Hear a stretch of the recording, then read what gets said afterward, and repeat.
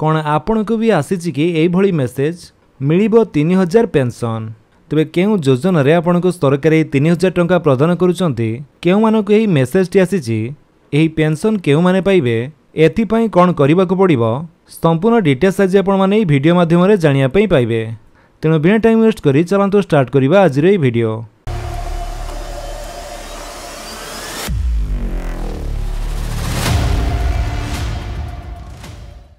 तेबे प्रथम आसतु देखिबा कि एही मेसेज रे कौन रही। For 3000 pension join Pradhan Mantri Shramyogi Maandhan pension Yojana at मानधन.in मंथली कंट्रीब्यूशन स्टार्ट्स फ्रॉम 55।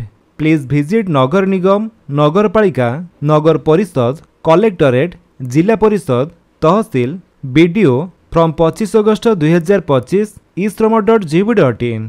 ते मेसेज टी विशेषकर से मानक आसूची जो माने ई-श्रम कार्ड पाई रजिस्ट्रेशन करिसंती।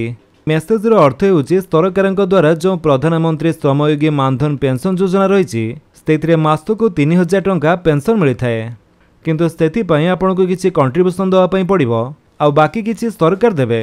तापर जाई आपण 60 वर्ष पर मासको 3000 टंका पेंशन पाइपारे। जमीक आपण मैंने e-श्रम.gov.in वेबसाइट रे देखिया पाउथे।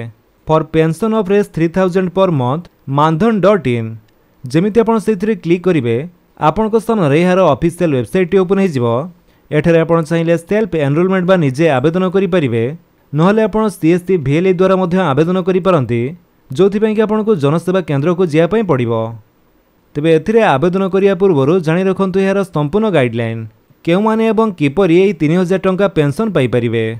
तो जो प्रधानमंत्री श्रमयोगी मानधन पेंशन योजना जहाको शॉर्ट फॉर्म रे PMSYM बोली कहा जाउची, यह केंद्र सरकार एक विशेष पेंशन योजना जहाँ असंगठित क्षेत्र श्रमिक मानक पई करा जायछि, यथा रिक्शा चालक, घरोई कामगार, दुकान कर्मी, डेली लेबर, कृषक कर्मी आदि पई।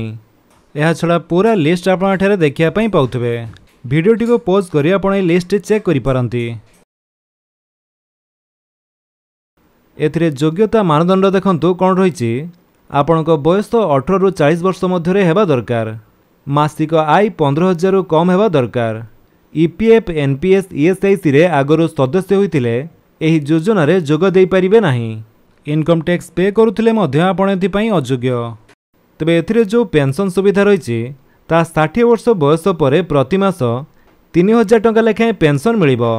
जदि सदस्यक मृत्यु होई जाए ताले एथिरे फैमिली पेंशन रो सुविधा मध्य रहिछि।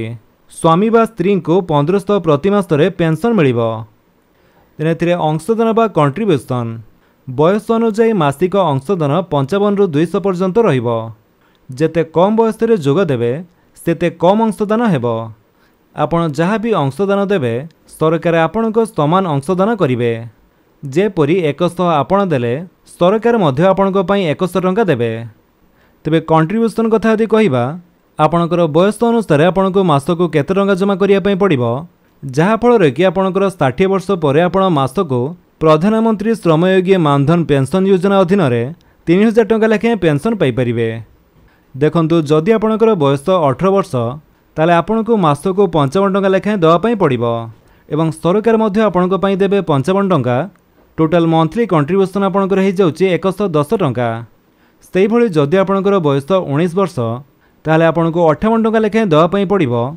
देन 20 वर्ष बयस होइतिले 61 टंका, 21 वर्ष बयस पई 64 टंका, 22 वर्ष पई 68, 23 वर्ष बयस पई 72, 24 वर्ष पई 76, 25 वर्ष बयस होइतिले 80 टंका, 26 पई 85, 27 पई 90, 28 पई 95, 29 वर्ष बयस पई 71 टंका, 30 पई 105, 31 पई 110, 32 पई 120, 33 पई 130, 34 पई 140, 35 पई 150, 36 पई 160, 37 पई 170, 38 पई 180, 39 पई 190 एवं 40 वर्ष बयस होइतिले आपनको 200 टंका लेखाएं देवा पई पड़िबो एवं सरकार मध्य आपनको पई देबे 200 टंका, जहाँ फल कि टोटाल मंथली कंट्रीब्यूशन आपनकर हो जाउची 400 टंका।